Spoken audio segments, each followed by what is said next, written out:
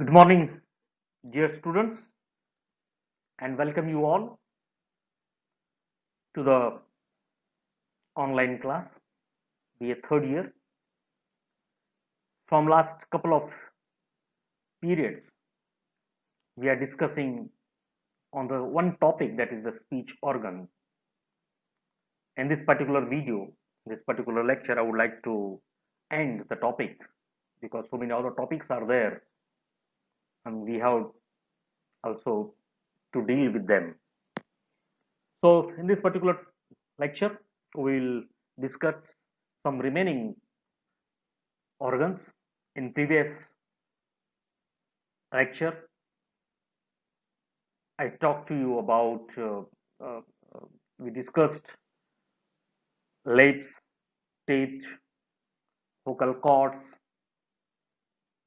and now in some few organs are remained, and we will discuss it in uh, this particular lecture.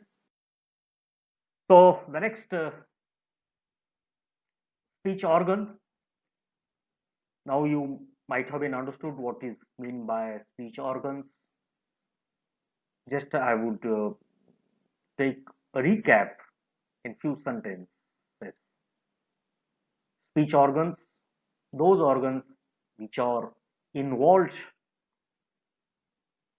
which are responsible for the production of sounds, they are called as speech organs. And these speech organs are divided into two, active and passive, because in this particular diagram that I have shown in this particular slide, look it at carefully. Remember, you will notice that upper jaw, the organs which are situated in the upper jaw, majority of them they are fixed in position. We have hard palate. We will discuss in the next slides, remember. But the organs which are situated on the upper part of the mouth cavity, they are passive articulators. They don't move there from their position. And especially the organs which are situated in the lower part of the mouth cavity. It may be lower lips, lower teeth, and the most important that we are going to discuss about it, that is the tongue. All these organs are flexible, movable. They can take different shapes, they can assume different shapes. That's why they are known as active articulators. Okay, now we will discuss uh, about the tongue, the most flexible of all the organs of speech. As I told you, it can assume several positions. It takes variety of positions. What's the primary function of the tongue? Can you imagine a man who has not a tongue? How important the tongue is, remember. It's very important.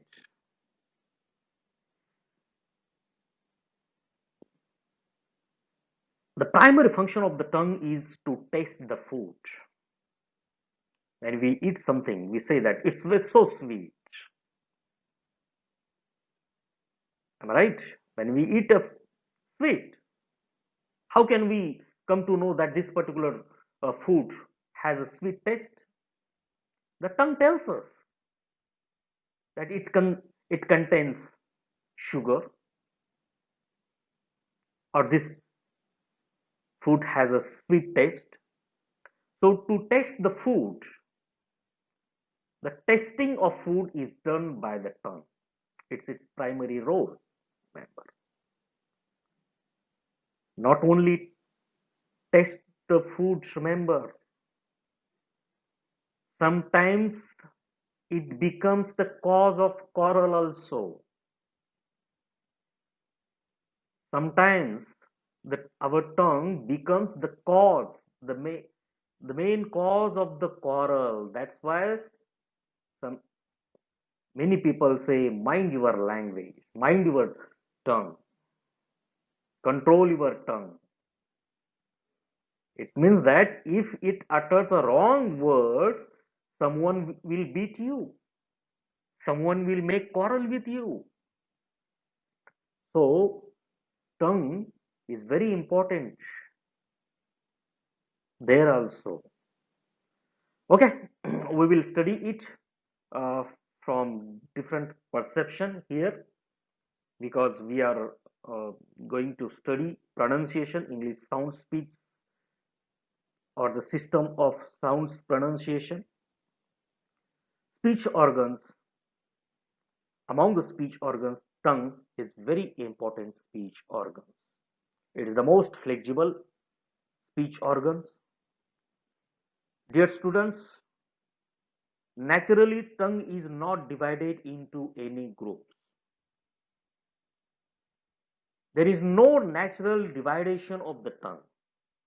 But for our convenience, we have divided the tongue into four parts, four groups.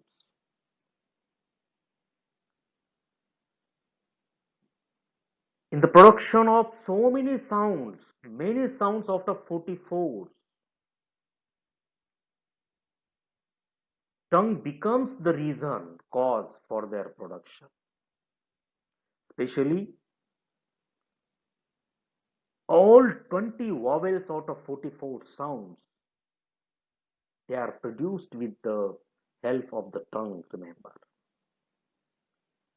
It can be molded, tongue, it can be spread, it can take a flat position, it can be molded, it can be rounded. So it's the most flexible speech organ. And we have divided for our convenience into four parts.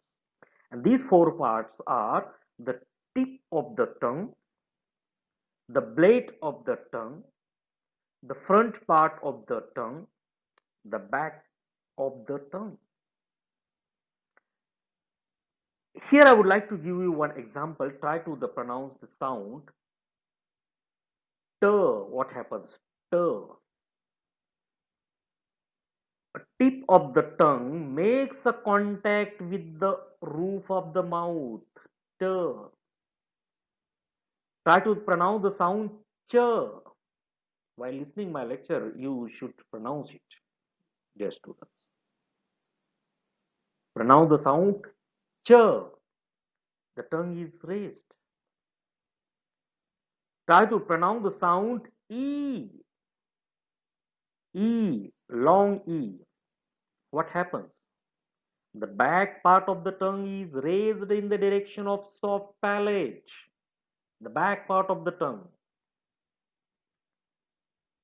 Try to pronounce the sound t. Tip of the tongue is used there. So what I mean to say that in the production of many sounds, tongue plays a very important role. It has four parts that we have divided, that we have made: tip, blade, front, and back. Okay, let's switch over to the next slide. Uh, this is the last slide, and the speech organ that we are going to learn is the palate. What's palate? Is nothing but is the roof of the mouth.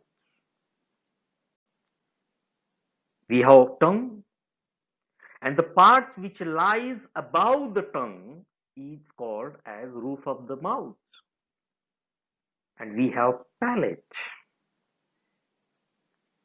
The palate, which is passive articulators, can we move our palate?